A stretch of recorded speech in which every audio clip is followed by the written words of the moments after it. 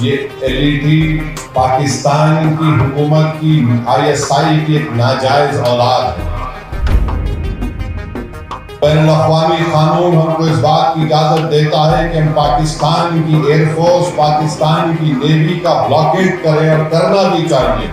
ہم کو اس بات کی اجازت دیتا ہے کہ ہم انٹرنیٹ کا اس کو جیم کریں، ہیکنگ کرائیں ہمارے ایتھیکل ہیکرز کے ساتھ جو اس ملک میں بڑے پیمانے پر ہیں، اور اسی طریقے سے ان کو معاشی طور پر پاکستان کو ہم کمزور کرنا بہت ضروری ہے۔ کہ میں اپنی پارٹی کی جانب سے جب مرکزی حکومت نے آل پارٹی میٹنگ بلائی، میں نے اس آل پارٹی میٹنگ میں اس بات کو رکھا کہ اقوام متحدہ کے سیکورٹی کونسل کا ریزولوشن ہے جو 9/11 کے بعد سیکورٹی کونسل نے اس کو اپنایا تھا، جس میں 4 نکات دیے گئے۔ تمام ممالک سے کہا گیا کہ دہشت گردوں کو پناہ نہیں دیں گے،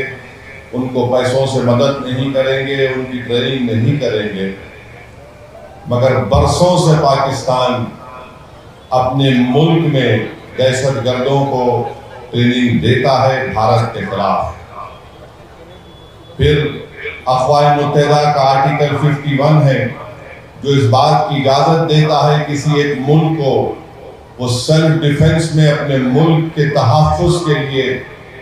دوسرے ملک پر وہ اپنی ملٹری کارروائی کر سکے۔ میں نے اس کا بھی حوالہ دیا، اور یہ آرٹیکل 51 صرف ملک کے خلاف نہیں بلکہ جس ملک اس اپنے ملک میں دہشت گردوں کو پناہ دیتا ہے، جس کو انگریزی میں نان اسٹیٹ ایکٹر کہتے ہیں، یہ ایلیٹی پاکستان کی حکومت کی ISI کی ایک ناجائز اولاد ہے۔ اور پھر آپ یہ بھی جانتے ہیں کہ ہمارے بھارت کے سنویدھان میں آرٹیکل 355 ہے جو اس بات کو کہتا ہے کہ مرکزی حکومت کی ذمہ داری ہے کہ کسی ریاست میں اگر باہر سے حملہ ہوتا تو اس کو روکے،